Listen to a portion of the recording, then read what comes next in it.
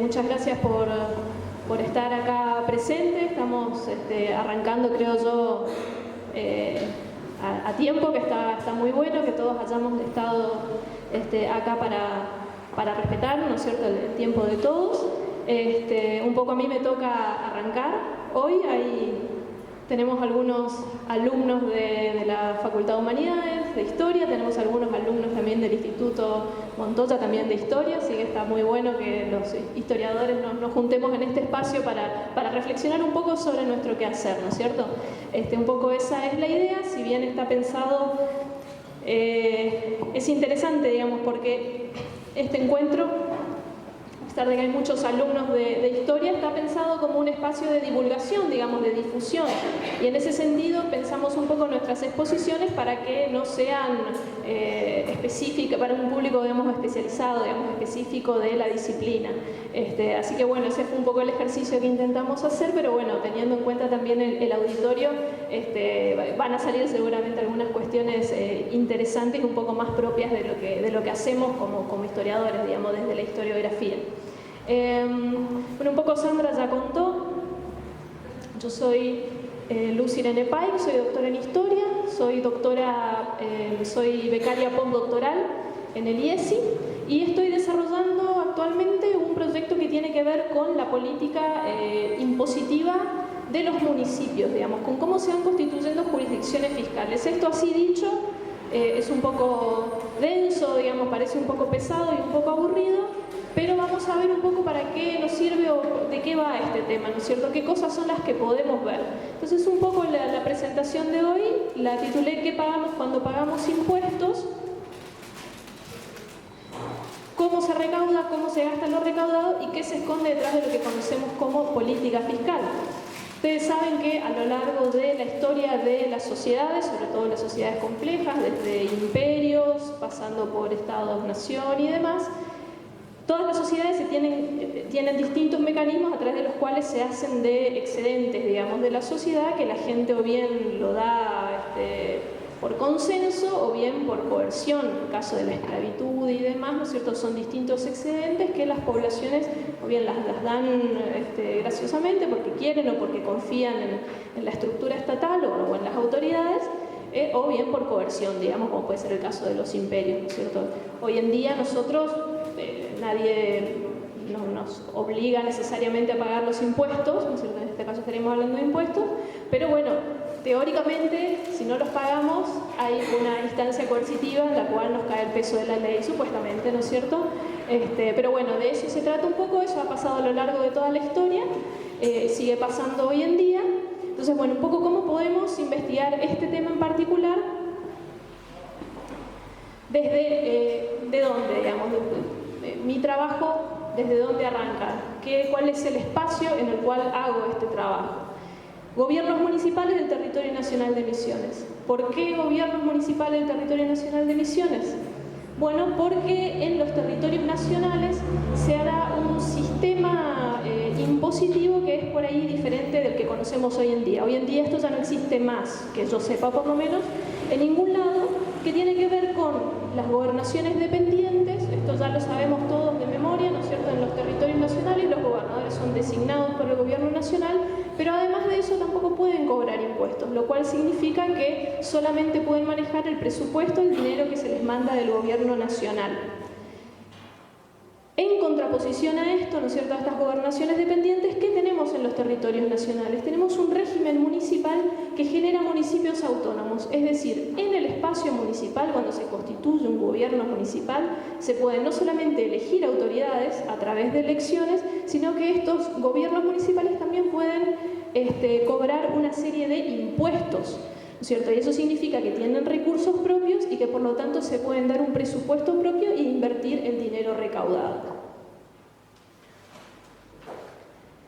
¿Cuándo? Cuando yo investigo este problema en particular, entre 1880 y 1930, fines del siglo XIX, comienzos del XX. ¿Por qué? Porque es el momento en el cual se va formando el sistema fiscal nacional. Esto significa que, digamos, el pasaje que se da a mediados del siglo XIX que tiene que ver con el traspaso de determinadas potestades fiscales de lo que eran las provincias preexistentes, las 14 provincias preexistentes, a un Estado nacional que emerge, ¿cierto? Esto que tiene que ver con la nacionalización de la aduana, ¿no es cierto? El gobierno nacional se financia con la aduana, es decir, derechos de importación y exportación, mientras que las provincias se van a financiar fundamentalmente con contribuciones territoriales. Son impuestos a lo que sería la propiedad de la tierra, ¿no es cierto? Los terrenos, las chacras y demás, y otro tipo de patentes. También hay distintos tipos de impuestos con los cuales se financian las provincias. En ese entonces, al igual que es ahora, las provincias tuvieron muchos problemas para reajustarse a este sistema impositivo, digamos. Es decir, les costaba con estos recursos o con estos tributos poder financiarse. Y al igual que ahora, necesitaban también fondos del gobierno nacional para poder cubrir esos déficits, ¿cierto?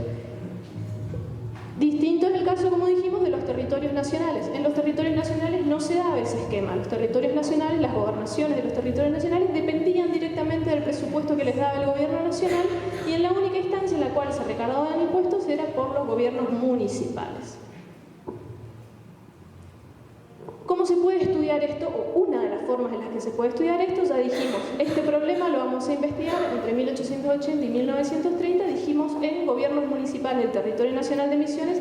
Específicamente, yo no lo dije en ese momento, pero lo vamos a ver, trabajé hasta este momento con los tres primeros del territorio nacional de Misiones: Posadas, Concepción de la Sierra y Apóstoles.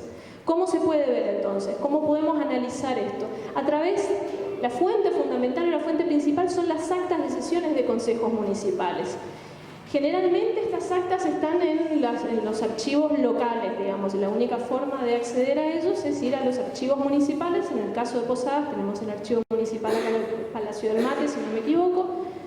Esas son, por ejemplo, esas son las actas de la Municipalidad de Posadas, ahí se ve presupuesto de gastos y demás, y bueno, y se hace, es un poco lo que se puede ver. En el caso de Concepción de la Sierra también están en una biblioteca popular, y en el caso de Apóstoles también están en el municipio.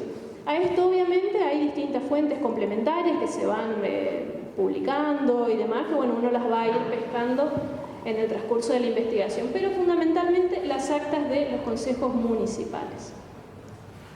¿Qué se puede ver? Se pueden ver muchas cosas a través de estas actas, no solamente los presupuestos y los cálculos de recursos, pero también podemos ver, por ejemplo, los procesos de imposición de tributos, cómo se van imponiendo los distintos impuestos, las instalaciones y gestión de los servicios urbanos, son algunas de las cosas que se pueden ver. Otra cosa que se puede ver, confección y ejecución de presupuestos, la definición de los gastos. Esto es muy importante, digamos, porque cada vez que hablamos, esto lo sabemos todos, digamos, de un tema bastante actual, cada vez que hablamos de recursos hay que hacer la discusión de en qué se van a gastar, ¿cierto?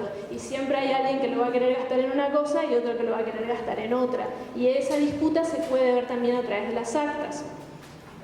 Otra cuestión que se puede ver, resistencia de los vecinos, por ejemplo, gente que de pronto no quiere pagar, digamos, porque son gobiernos nuevos que se están instalando, que recién están apareciendo, son autoridades que no tienen por ahí una tradición fuerte muy importante anteriormente, que de pronto, ¿por qué me sacan mi plata, digamos? Lo escuchamos hoy en día también a eso, ¿no es cierto?, de distintos sectores que dicen, no, yo no voy a, ¿por qué tengo que pagar estos impuestos? No es mucho, qué sé yo, ¿para qué además, ¿no es cierto? ¿Para qué lo voy a pagar? ¿A qué estoy manteniendo cuando pago los impuestos? Esas son las resistencias, ¿no es cierto?, que se pueden ver ya en ese entonces. Y otra cosa que se puede ver en las actas, que es muy interesante verlo, son las disputas hacia el interior de los consejos municipales. Esto que les decía, eran 5 los miembros del consejo municipal. Y ustedes no me van a creer, en poblaciones de 1.500, 2.000 personas, pero se peleaban bastante y se juntaban 3 contra 2, y así, digamos, que se hacían cosas feas, digamos, entre ellos. Es raro imaginárselo, pero bueno, habían internas dentro de los consejos municipales. Eso se puede ver. Algo que no está puesto acá en el Power, pero que también se puede ver y es que es muy interesante verlo, es justamente qué pasa cuando los recursos del municipio no dan. Cuando hay que hacer una inversión muy importante, por ejemplo, en obra pública, y no están los fondos. Bueno, ¿qué pasa? Y bueno, hay que pedir dinero, hay que pedir partidas a instancias superiores de gobierno, a la gobernación o al gobierno nacional. Hay que pedir dinero de algún lado, y es un poco lo que va generando también determinadas situaciones de dependencia. lo mismo que pasa hoy en día, básicamente. A través de la lectura de estas actas, de ver un poco los presupuestos y de leer algunas fuentes complementarias, uno medianamente, y sin extenderme mucho en esto en particular, puede ir viendo de estos 3 casos que yo vi en este periodo de tiempo, algunas singularidades y contrastes, digamos. Es interesante verlo porque realmente hay mucha diferencia entre los 3 casos, lo cual habla de una capacidad para financiarse dispar, por ejemplo, prioridades en el gasto que son diferentes, también cómo se van organizando y cómo se van conformando, la cantidad de gente que vive, por ejemplo, no es lo mismo Posadas, que era una ciudad bastante grande, por ejemplo, ya al final de este periodo estamos hablando de una ciudad de más o menos 20.000 personas, tiene un perfil claramente urbano. Entonces, lo que se ve, por ejemplo, muy claramente en las finanzas son que la administración de los servicios urbanos es muy importante. Entonces, por ejemplo, la tablada, es decir, el matadero municipal, el mercado y las usinas eléctricas para el alumbrado, que eran de gestión municipal, es decir, de gestión pública ya en ese entonces, son muy importantes. Prácticamente ocupan casi el 70% de todo lo que son los ingresos del municipio y también los egresos, porque son servicios que hay que mantener. O sea, no solamente la gente paga por ello, sino que también hay que hacer todo un mantenimiento y una reinversión para sostenerlo. Entonces se ve muy marcado eso en Posadas. Ahora, ¿qué se ve también? Para poder, sobre todo con el tema del alumbrado, las usinas eléctricas, para poder seguir expandiendo esa red, porque es una sociedad que está creciendo, que tiene un crecimiento económico, que tiene cada vez más población, necesitan, la primera inversión la hace el municipio para la primera usina eléctrica, pero después se dan cuenta que están necesitando más usinas. Entonces empiezan a pedir empréstitos, ¿cierto? Empiezan a pedir préstamos a privados, y eso empieza a generar endeudamiento. Eso es lo que se puede ver, por ejemplo, en el caso de Posadas. El caso de Posadas, que no lo había dicho, pero se constituye como municipio ya en la época de la administración correntina. Concepción de la Sierra se constituye como municipio en 1889. Dijimos, Posadas tiene más o menos 20.000 habitantes, Concepción de la Sierra tendrá 3.000, es mucho más chiquito. Tiene un perfil claramente rural, está muy marcado por ese perfil. Y lo que es interesante de Concepción de la Sierra es que es un municipio financieramente muy equilibrado, prácticamente no tiene déficits, tiene un muy buen flujo de dinero, digamos, a lo largo del periodo, y ese dinero viene fundamentalmente de la contribución directa, que como yo les dije es un impuesto sobre la tierra, ¿no es cierto?, las chacras, los solares, los terrenos, lo pueden cobrar muy bien, lo cobran de hecho, y el 40% de patentes nacionales también es bastante importante porque Concepción de la Sierra tiene una presencia importante de comerciantes. Posteriormente también aparece... Ah, bueno, dale, no sé cómo se usa esto, a ver. Ah, mira. Está bueno. Posteriormente también aparecen algunos servicios ya más pequeños, como por ejemplo la tablada, y también en la década del 20 ya una usina eléctrica. Copian el modelo de Posadas, hacen una inversión importante con fondos municipales y logran instalar una usina eléctrica en la década del 20. ¿En qué gasta Concepción de la Sierra? Y esto es interesante, sobre todo durante los primeros 10 años de que se constituye el municipio, gasta casi el 40% en el registro civil y la justicia de paz. Y esto es raro y no se ve en los otros 2 casos, y una de las, o por lo menos yo creo que la razón principal por la cual el municipio decide gastar tanto en el registro civil y en la justicia de paz es porque en Concepción de la Sierra no hay cura párroco. Generalmente en todos los pueblos siempre hay un cura párroco que es el que lleva los bautismos, los casamientos y las defunciones. En el caso de Concepción de la Sierra hasta 1902 no hay, entonces el municipio necesita el registro civil. Y esto ya lo dije, yo por lo menos no encontré procesos de endeudamiento, digamos, no han tomado préstamos en todo lo que por lo menos las fuentes que yo pude ver. Sin embargo, ahora vamos a ver otras cositas de Concepción de la Sierra que por ahí no están tan buenas. Apóstoles, no sé cuánto tiempo me queda, pero ya estoy terminando. Apóstoles también tiene un perfil rural, se constituye más tarde, en 1913 se constituye el municipio. Tiene un perfil rural, pero con más crecimiento, digamos, en este momento estará con unas 4.000, 5.000, 6.000 personas más o menos, un poco más de Concepción de la Sierra, pero no tanto como Posadas. Apóstoles lo que le favorece es la llegada del ferrocarril. eso le tira mucha onda. ¿Qué problema tiene Apóstoles? Apóstoles no puede cobrar los impuestos a la propiedad de la tierra. Tiene problemas con catastro, no tienen plano, están en problemas. Y fundamentalmente, ya para la década del 20, lo más importante de los ingresos son las patentes de rodados. Tanto carros, sulkis, carros polacos y demás, como automóviles. También tiene una administración de la tablada. Esto se ve en los tres casos, hay un matadero municipal y un alumbrado, en este caso a queroseno, es eléctrico. Tiene problemas de financiamiento y también toma deuda con privados. Entonces lo que hace es que sea, digamos, un municipio que tiene más problemas para constituirse y que tiene más problemas financieros, sobre todo con la empresa Barte, que es la que va a empezar a pagar los sueldos con vales. Es raro pensar que el municipio puede pagar con vales, pero vamos a hacer el esfuerzo de imaginarlo. ¿Cuáles son los espacios problemáticos? Hasta acá todo bien, vimos más o menos los tres casos, está todo muy lindo. Espacios problemáticos que podemos ver y que saltan en las actas, que es un poco, bueno, es interesante, digamos, pero es un poco penoso también tener que hablar de esto porque es bastante actual, que tiene que ver con las relaciones entre lo público y lo privado. Y ahora vamos a ver algunos ejemplos. ¿Cómo se manifiestan estos problemas entre lo público y lo privado? En este momento, en estos lugares, en estas actas. Acá hay que hacer un esfuerzo para imaginárselo porque son cosas que no estamos acostumbrados a ver. La obra pública, por ejemplo, cómo se definen las obras, qué recursos se van a invertir y cómo se controlan los procesos de licitación. Es difícil, pero hay que imaginárselo. Servicios urbanos, ¿no es cierto?, cómo se controlan las concesiones con privados. Ahora vamos a ver un ejemplo. Y las partidas de presupuesto, la asignación de recursos, es decir, cómo se va gastando a lo largo del año el dinero que tiene el municipio.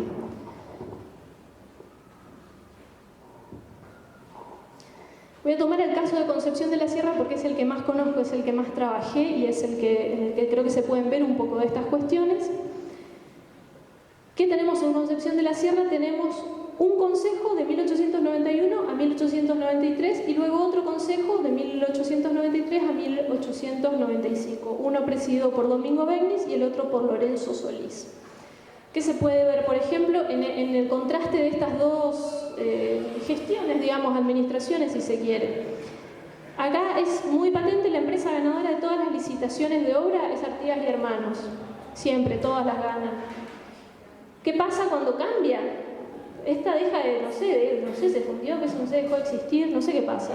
Pero de pronto aparece otra empresa que antes no la veíamos, Giovannetti, Fini y Hermanos, por ejemplo.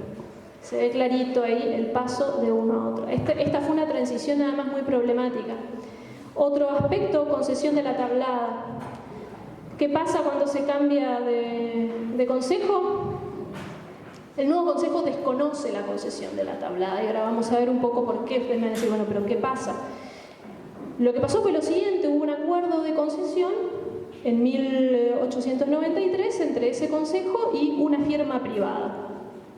Pasa el consejo, a los pocos meses aparece la empresa privada diciendo ya tengo listo el matadero, necesito que me lo habiliten para poder empezar a matar los animales y empezar a cobrar el impuesto. Y esta gente que está en este nuevo consejo dice, ah no, yo no firmé nada, ese consejo fue muy irregular, no hubo licitación, no hubo esto, no hubo lo otro, yo no sé nada. Terminaron yendo a la justicia y ustedes me van a decir, bueno, pero ¿qué pasó ahí? Y ahí hay una parte que la puedo leer rápidamente y ya con esto vamos terminando. El señor Pernigotti, que era un concejal en ese entonces, me imagino yo tatarabuelo del actual intendente, pide la palabra y dice que le consta que al aprobarse el consabido contrato por la municipalidad anterior, él formaba parte de la misma, claro, él formaba parte de la misma y dio su voto para la concesión. Pero el señor José Rodríguez, el ex concejal, era socio del contratista, el señor Manuel Noguera, lo cual no solamente es en contra de la ley, sino repugnante también a la misma. No obstante lo expuesto, debe declarar que no entra en su ánimo perjudicar intereses ajenos, ¿cierto? Ahí se ve claramente cómo aparece cuál es el conflicto de fondo, ¿no es cierto? hay concejales que tienen relaciones con empresas privadas que son las que ganan las licitaciones, las concesiones y demás. Y eso termina perjudicando a todos. Otro ejemplo de Concepción de la Sierra, lo voy a hacer quedar mal, pero no importa. Y esta ya es la última placa y voy terminando. Esta es una partida presupuestaria de 1927. Ustedes no lo pueden ver de ahí, pero yo se los voy a leer. Pero sí, creo que no se ve tan mal. Hay unas cositas que están marcadas acá en rojo, que se las leo. La primera dice, Larraburu y Casco, 9,4% del presupuesto, digamos, del gasto de ese año fue para Larraburu y Casco. ¿Quién era el presidente del Consejo Municipal? Bernardo Larraburu. ¿Quién era el concejal a cargo de Hacienda? Ramón Casco. Una coincidencia total. Más abajo dice, compras a José Bogado, 5,4% del presupuesto. ¿Quiénes? Obras públicas del Consejo Municipal, José Bogado. Y más abajo, 3% de los gastos de ese año, compras a José Faraldo. ¿Quién es el concejal a cargo de higiene? Un tal José Faraldo. De Yapa también hay una parte muy importante del presupuesto, 8%, que va en obligaciones a favor de Joaquín Igoa. ¿Quién es Joaquín Igoa? El expresidente municipal desde 1914 a 1925, Joaquín Igoa. Esto está publicado, no lo inventé yo, pero bueno, son cosas que van saliendo cuando uno las ve. Es un poco lo que quería compartir con ustedes. No mucho más que esto, ver un poco cómo estos municipios se van constituyendo, si bien tienen capacidad de financiarse, si bien tienen atribuciones fiscales y políticas y tienen mucha autonomía en el manejo, porque no son objeto de prácticamente ningún control, son cuerpos políticos que se constituyen como relevantes, pero como hipótesis a trabajar, esa autonomía favorece estrategias de captación de recursos públicos por parte de sectores privados. ¿Por qué? Por ese aislamiento y por esa falta de control de instancias superiores de gobierno. Así que bueno, con esto me callo, ya me pasé, así que gracias por su atención y abro para comentarios, preguntas y si no, bueno, pasaremos a la próxima instancia. Gracias.